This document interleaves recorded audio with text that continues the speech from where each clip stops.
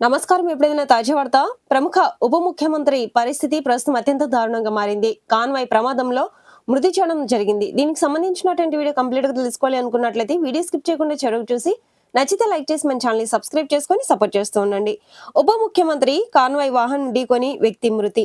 వేగంగా వెళ్తున్న ఉప ముఖ్యమంత్రి కాన్వాయ్లోని వాహనం ఢీకొని ఓ వ్యక్తి ప్రాణాలు కోల్పోయాడు.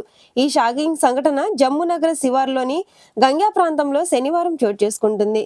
జమ్మూ కాశ్మీర్ ఉప ముఖ్యమంత్రి సురీందర్ చౌదరి కాన్వాయ్ కి చెందినటువంటి స్పీడింగ్ స్కార్పియో వాహనం ఢీకొని భారత్ కాపర్ అనే వ్యక్తి దుర్మరణం పాలయ్యాడు. బీహార్లోని సమస్తీపూర్ జిల్లాకు చెందిన భారత్ స్థానిక షాపుల్లో పనిచేస్తూ జీవనం సాగిస్తున్నాడు. శనివారం రాత్రి సుమారు 9:05 సమయంలో ఆయన సాధారణంగా రోడ్డు దాటుతుండగా ఈ ప్రమాదం జరిగింది. ఉప ముఖ్యమంత్రిని ఆయన నివాసం వద్ద దింపి తిరిగి వస్తుండగా ఈ వాహనం బాధితుడిని బలంగా ఢీకొట్టింది. ప్రమాదం జరిగిన వెంటనే స్కార్పియో డ్రైవర్ కిందకు దిగి తీవ్రంగా గాయపడిన భరత్ ను తక్షణమే ప్రభుత్వ మెడికల్ కాలేజీ ఆసుపత్రికి అయితే తరలించాడు. అయితే ఆసుపత్రికి చేరుకునేసరికి ఆయన మృతి చెందినట్లుగా వైద్యులు ధృవీకరించారు.